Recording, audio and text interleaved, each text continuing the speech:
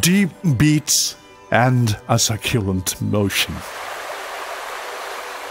Like a diamond catching the height when I close my eyes. Spellbinding with my soul, it touched me.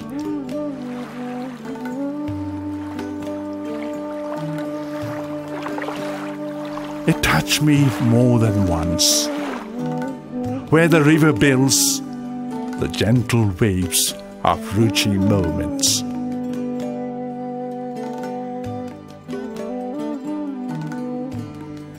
Yes, it is my river. Yes, it is my river, my Luit so-called Brahmaputra, and it flows. And it flows forever and ever.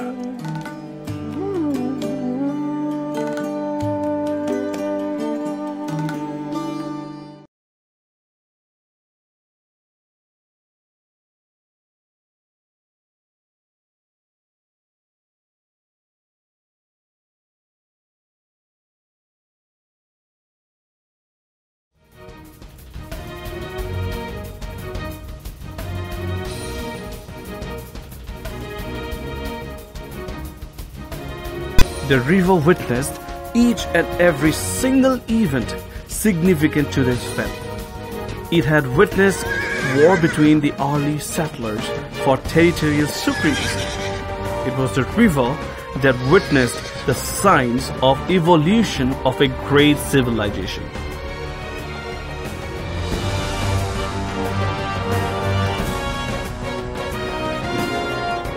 The mighty Brahmaputra nourishes them.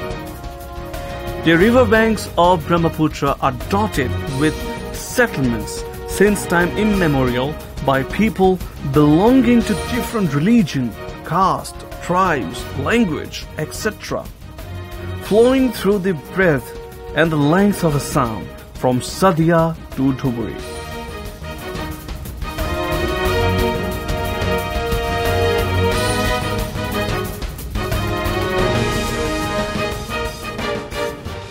The Brahmaputra's fertile valley invited scores of invaders to this region.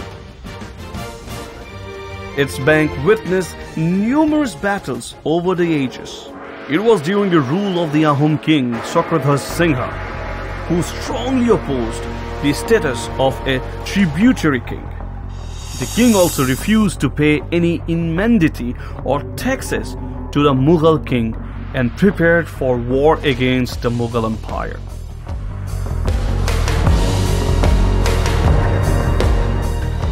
In the year 1667, under the able leadership of Lachit Borphukan, the greatest general of Ahom army, recovered Kamrup again from the Mughals.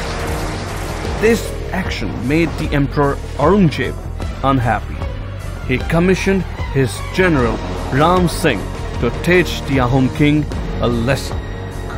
The strategic geographical location of Guwahati made it the center of the war. Many fortresses were built surrounding the city under the guidance of Lachit. On the other hand, Mughals selected Hajo, an important township of the lower Assam, as their preferred location to camp. Then came the year 1671. Udayaditya Singha was ruling the Ahom kingdom. Saraighat, an important and vital point from the war perspective, suddenly drew the attention of the entire Brahmaputra valley. The huge army of Raja Ram Singh came face to face with the Lachit, who is leading the Ahom army. After a tough and decisive battle at Saraighat, the Ahoms defeated the great Mughals from its soil and pushed them back beyond the Manas river. The Battle of Saraighat redefined and re-established the status of Ahom dynasty.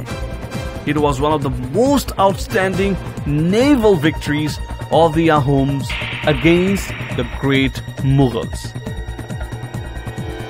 After the great battle of Saraighat, during the reign of the king Gadadhar Singh, 1681 to 1696, another important and final battle was fought between the Ahoms and the Mughals, the Battle of Itakuli. This resulted with the expulsion of the Mughals from Guwahati and Kamrup. They were pushed down to the Manas, and it became the Ahom-Mughal boundary till 1826 AD. Gadadhar Singh was a great administrator like Sukalpa. He suppressed all the conspiracies against the kingdom. After a long gap of 3 decades, King Gadadhar Singh truly once again restored the authority of the king. He streamlined the administrative mechanism. The king ruled his kingdom with peace and maintaining law and order in place. The river Dikho was the main attraction of all events during the Ahom reign.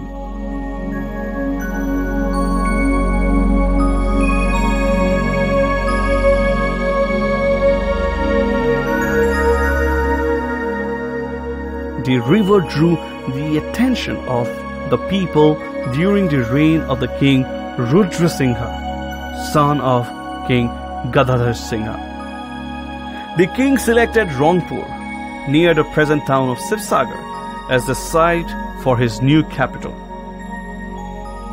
Prior to that, Gorgaon was the capital of the dynasty during the period 1539 to 1552. It was located near the river Dikho. Thousands of artisans and masons were imported from Bengal through the river. Rudra Singha was known for his liberal politics. He patronized trading relationship with Bengal. During this transition, the river Brahmaputra played again a very vital role.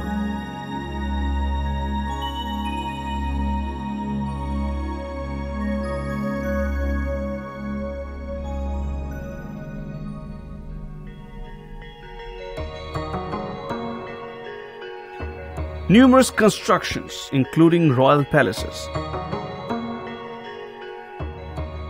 temples, gopurams, gates of temples, court buildings, etc., were all constructed with bricks,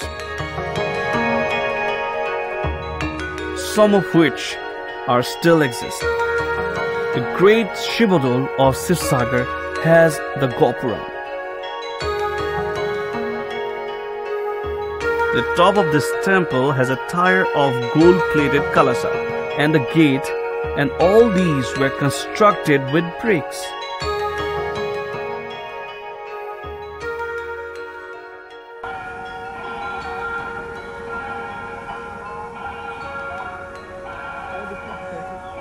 Sivsagar Shivadol is a group of structures comprising 3 Hindu temples of Shivadol, Vishnudol, and Devidol. Is located on the banks of Shivsagar Tank.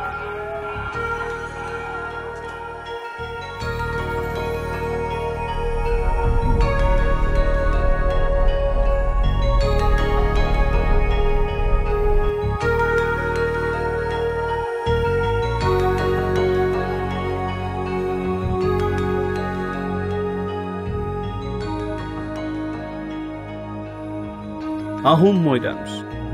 The uses of bricks in the construction of Moidams during the Ahom period could be seen from the evidence.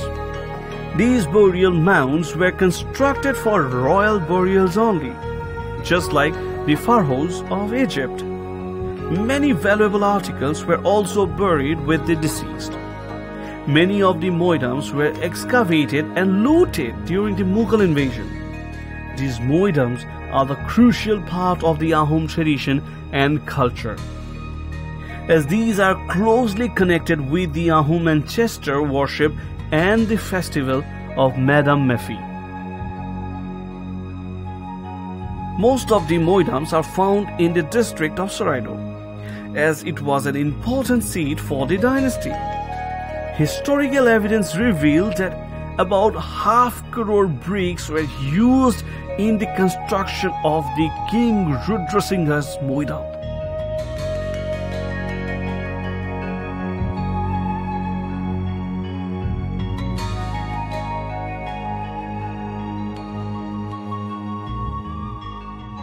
Well, this place has a very great history, to be very precise. And to explain it to you, well, let me tell you, Saraido is the burial place. It's the burial place of the Ahom kings and the nobles. So there are saying, like, if the pyramid shape, that is, if it is bigger one, then it's high in the designation. If it's a smaller one, then lower in the designation.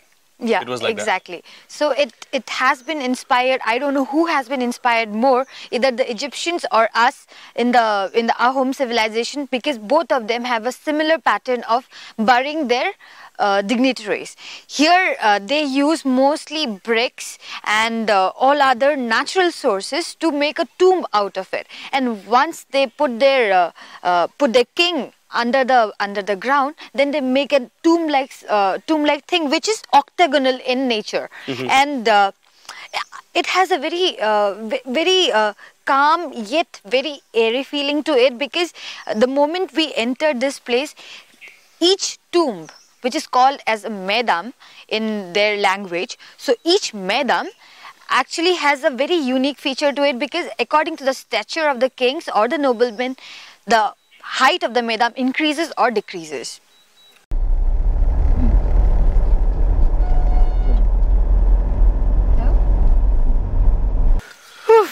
Well, viewers, Talukdar is one of the very popular destinations in Assam, rather I would say in India.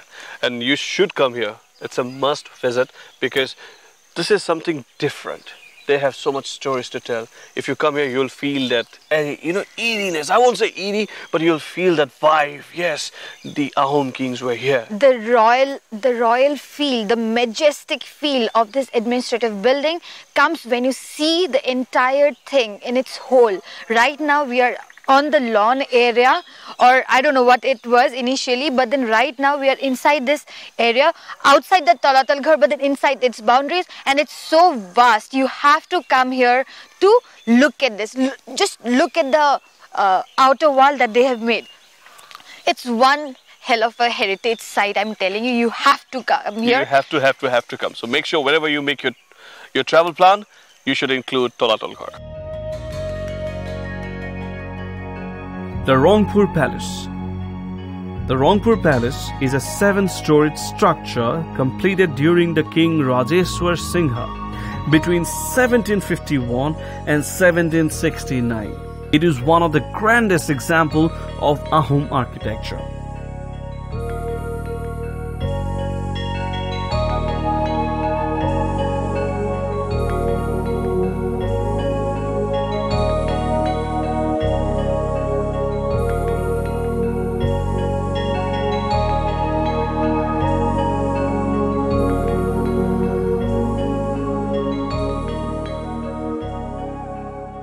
The palace structures were made of woods and stones. In 1747, Paramatta Singha, son of Rudra Singha, the first king to commission its construction, guarded the palace with a 5-kilometer brick wall surrounding it, including the masonry gate leading to it. Later on, King Rajeshwar Singha rebuilt the palace in 1752.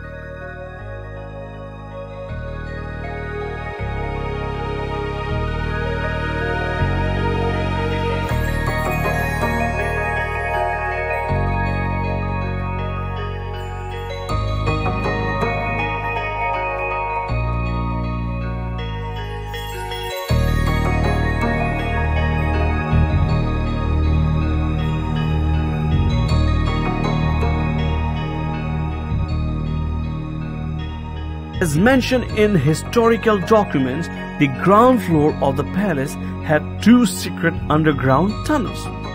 connecting the palace with the Dikho River and the Gorgaon Palace.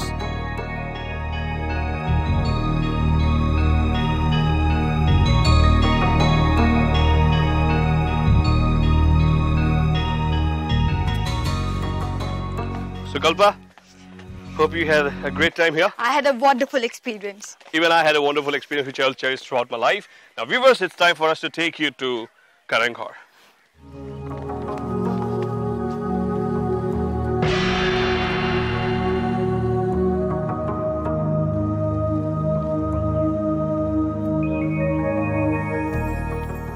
So this is the Karanghar, the mighty Karanghar, the palace of the Ahom kings, which was constructed in the year 1540 by the king Suklangmung. Suklangmung. Right. But then as it was made with stones and wood, so it did not really last for long. So later on, another king of the Ahoms, King Rajeshwar Singha, during his rule, he renovated this place, and right now we see it as he made it. But then since it has gone through centuries now, it has come down to a stage where we can call it a heritage site. But then yet when we go inside, we can still feel the majesticness of what it was before. Right, absolutely correct.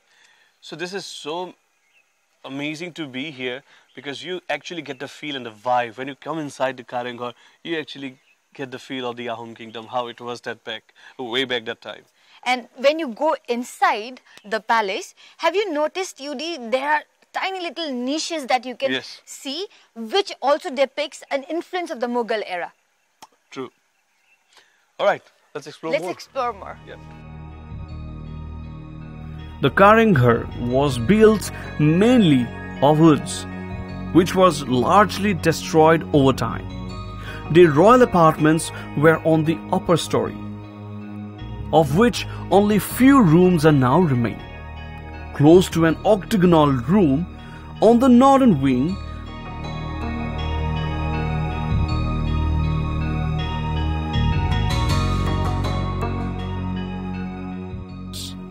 there was provision for isolated rooms for the queen. There are stairs leading up to the terrace.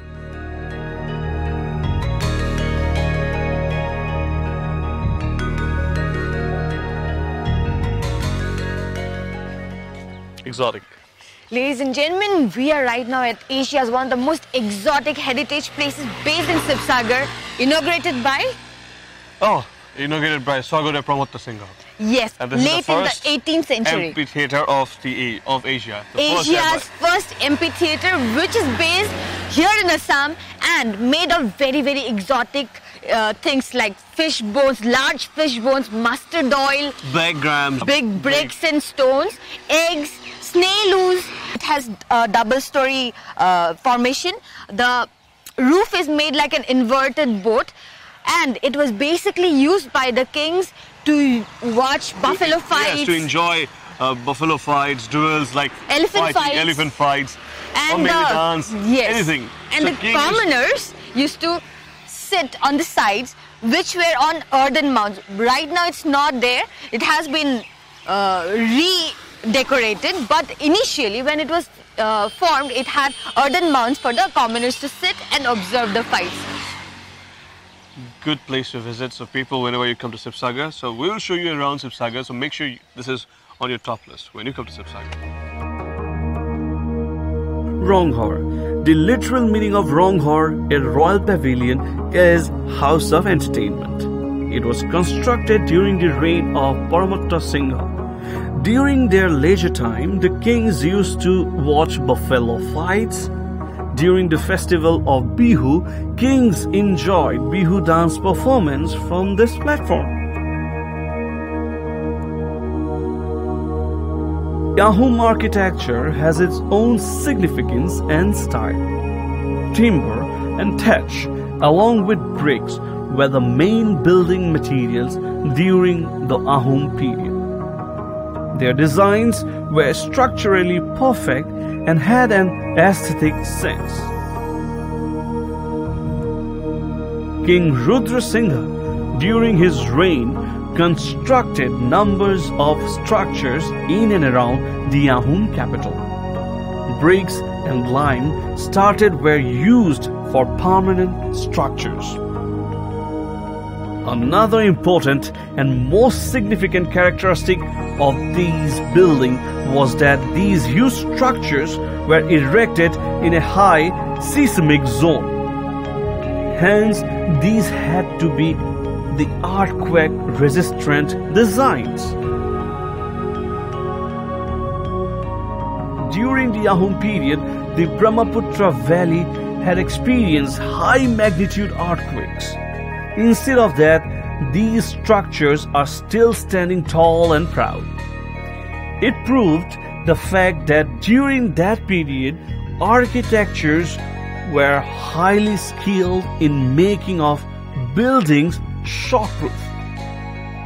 On the basis of observation and circumstantial evidence, it could be said that Ahom engineers had somehow developed their knowledge of geology and seismology to defy earthquake with the help of the available resources only.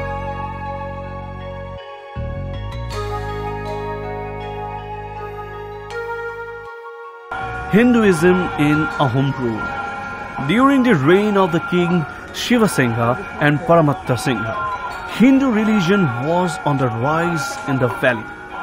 It was the first when Hindu temples were built everywhere in the Ahom-ruled territory. The king also patronized the religious sentiments of the masses. Acres of land was donated for the development of religious institutions. Under the influence of Shiva Singha's queen, Fuleshwari, Ahom king became more attached to Sakta faith. That was a new element in the social and political life of the people. The Brahmaputra, like all the important events of the Ahom period, had also witnessed the revolt of Muhammad. Lakshmi Singha was the Ahom king during that period. The rebels defeated the royal troops and put Lakshmi Singha, the king, in confinement at Jayasagar temple. After few months, the revolt was suppressed. Accordingly, King Lakshmi Singha was released from captivity and was restored. The decline of the great 600 years of rule had come to an end.